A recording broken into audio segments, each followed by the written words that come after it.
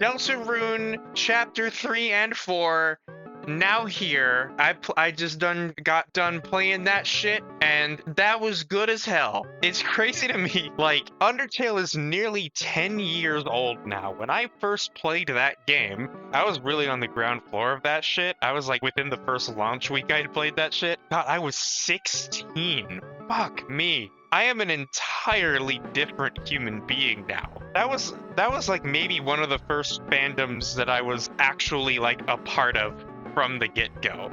The fact that despite it all, I still enjoy the material that Toby puts out as much as I do. I'm really surprised by it, because, like, man, the humor in these games is so fucking close to not working. You know what I mean? It's so millennial Tumblr 2012 ass. Every time I play these games, I am reminded that millennial humor can be funny sometimes. It just needs to be written by a millennial who is funny. I'm going to be talking about chapters 3 and 4. Spoilers, go fucking play it if you haven't already. It's very good. But yeah, Undertale as a game, looking back on it, you play it for the writing. It's certainly got some gameplay issues. It's fucking crazy to me that chapter 1 basically addresses all of them, like right out the gate. It is just a far better playing game than Undertale ever was. No, what's more interesting is that they keep finding new ways to spice it up so that it never gets old. I am world's biggest gimmick fan. If a video game just decides at some point to just do some other shit and get silly on it for a little while just because it feels like it, I'm already extremely on board. It's like not fair how much that immediately wins me over. Chapter 3 felt like it was made for me specifically because it's almost entirely gimmicks. It is just throwing goofy ass curveballs at you back to back to back, and they're all great. I was gonna say that it feels like the right call to be leaning more into gimmicks, but I don't know if I would even say that because the core mechanics of the combat system that Toby has built are so goddamn good already. It's just like, it's a very competent RPG with much better playing bullet hell than its predecessor. You could absolutely get a whole game out of that, but instead, Toby, presumably, especially now that he has like a lot of people working to help him make stuff, is just leaning way harder into weird shit. Every single encounter now feels like some kind of mechanical surprise in a way that it didn't before. Like turning the bullet hell system into a haunted house maze. The attack patterns on certain characters just being like fully animated effects work and shit. Chapter 3 is ridiculous. Just having a weird-ass collectathon fucking puzzlers Zelda pseudo NES game you play. Ending Chapter 3 with just fucking WarioWare? This is so up compared to what we are used to from this game up until this point. No fucking wonder they had to delay Chapter 5. If every chapter is going to have this level of polish and bespoke asset creation and the implementation that comes from, this is so much work. This is so much work, man. And you know, the funny thing is that it doesn't feel linear, at least to me. When I'm playing through these new chapters and I notice that something feels like really, really specific care has been taken, I wouldn't call it distracting, but I would definitely call it noticeable. And I wouldn't call that a bad thing, because, you know, like most video games, especially in the AAA scene these days, feel like polish is just fucking spread out all over the place, even wherever it might not necessarily make the most sense. A lot of games go above and beyond to create a shitload of work just to make things feel as fancy as possible, and that's not what this is doing. And I kind of love that, because the polish in these new chapters feel a little bit scattered sometimes. Pivotal moments might be done the old-fashioned way, whereas other moments might have an insane jump in the level of detail and care taken, seemingly almost at random. And I love that. For example, the scene where Chris plays piano. You did not need to, like, pseudo-rotoscope that shit, man. That was fucking ridiculous. It's not like in anime where suddenly the animation gets a lot better and I lock the fuck in because I know a cool fight is about to happen. It's like while playing these chapters, I truly do not know what to expect.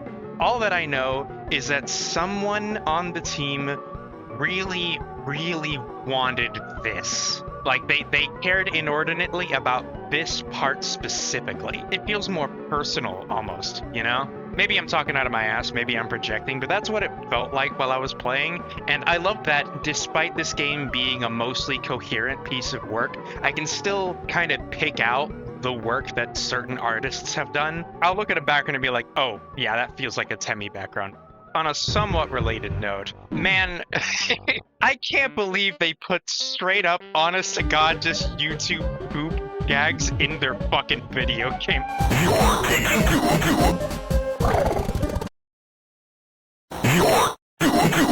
I don't know why I'm surprised after seeing Toby post the carpet video. Check it out, I'm in the house like carpet, carpet. Check it out, I'm in the house. I'm in the house like carpet. Check it out, I'm house like carpet. House like carpet. But like, there's a difference between shit posting on Blue Sky with something like that and putting sentence mixing into your video game that you are charging people money for. There are so many stupid ass gags in this fucking video game. Like, by the end, I was just sitting to myself thinking like, fuck man, I have got to get sillier when I make things. It's not, this is fucked up.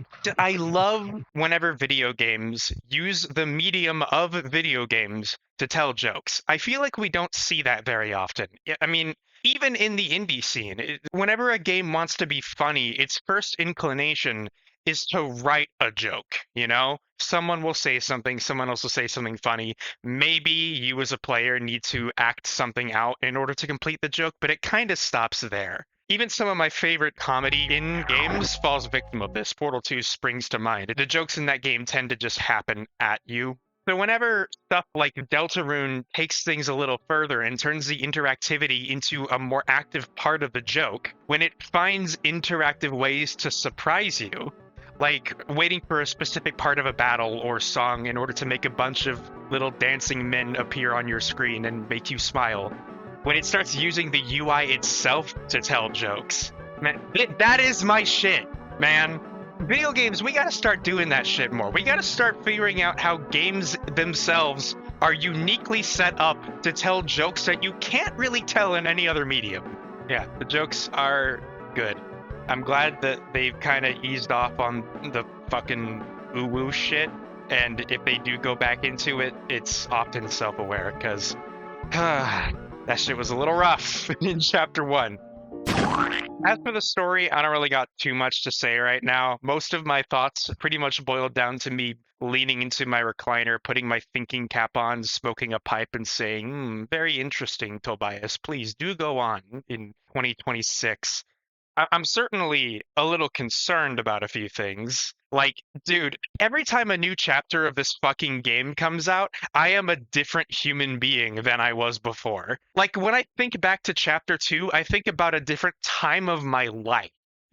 And if that is the pacing that the team is going to maintain all the way up until the finale of the game Deltarune, then by the time we're done, it's like, what is it going to be? 7, 8, 9 years since they rolled the fucking thing out with Chapter 1? Good God! This game is writing a bunch of really big checks out the gate by asking huge questions about the fundamental way that the world works and playing with expectations that we have, especially if the player knows anything about Undertale, which most of the fucking people playing this absolutely do.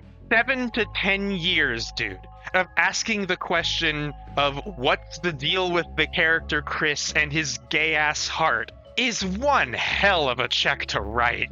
Like, dude, keeping me on the edge of my seat for the better part of a decade, you better have a really, really good answer to that question, or it's not gonna feel worth it.